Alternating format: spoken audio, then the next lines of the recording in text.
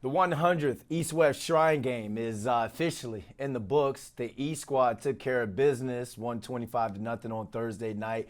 NFL Network's Mike Yam was in the booth doing play-by-play for the game, and of course he was at the practices all week, and he's on now, so we can keep this draft season going.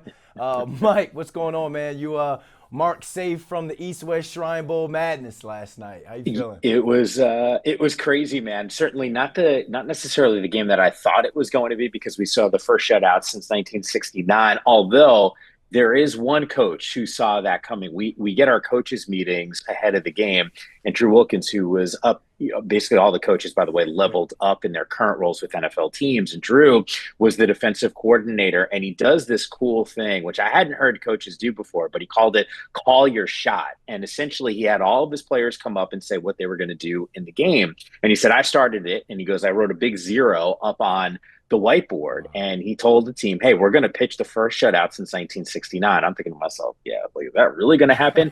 Not only did he call that, but he also said one of his players, Tyron Herring, was going to get an interception, and he got the first Wow. interception of the game. So it was a pretty crazy one in the Well, booth, no question. you know what? I want to ask him what's the lottery numbers that's about to hit, man. If this It's a guy's, good call. so what was your thoughts on the game, man? Like who stood out to you, or what stood out to you most? You guys did a great job Yeah, calling that game.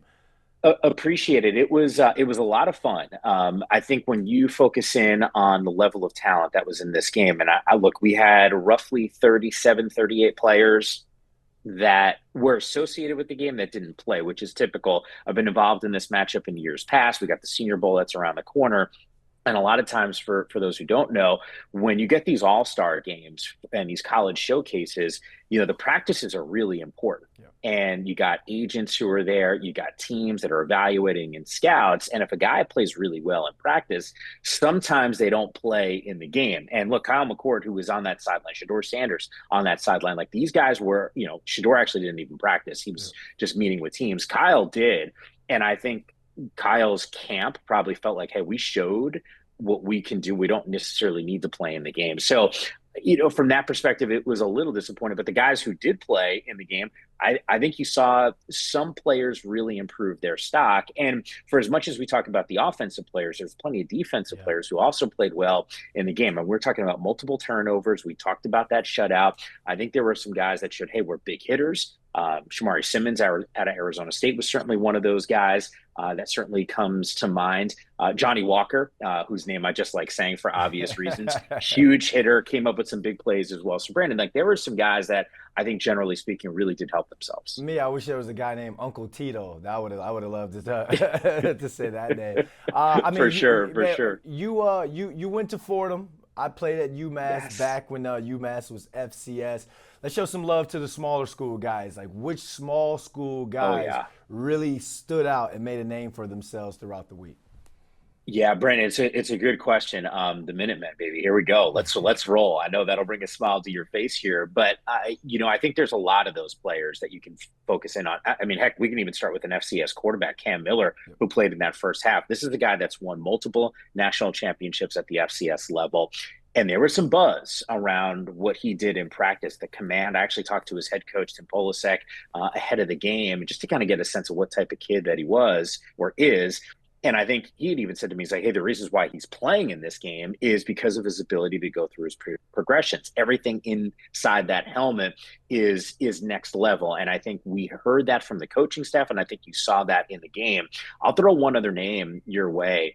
Efton Chisholm, wide Mm. receiver. He was a late ad. I talked about some of the players that sometimes, don't play in the game. Well, they got to replace some of those dudes. And Chisholm got a late call, comes in out of Eastern Washington. The staff calls him Little Cooper Cup Mm. because of obviously where he went to school. There was more conversations about Chisholm and what he was doing on the practice field than maybe any other player on the offensive side. And then we saw him in special teams. We saw him make some special grabs in the game. I think Chisholm's got a real chance to hear his name called in the draft. And you know what I love about that? Because that's NFL football right there. If a guy goes down in training camp, you could be at You home. Next thing you know, your agent gives you the phone call. You're on the flight to go to Philly or to go to New York, and then you just have to pick up that playbook as fast as you can and make plays when you get that opportunity. To close this out, Mike, what's next for you in terms of the draft season? Because you guys officially kicked it off Thursday night.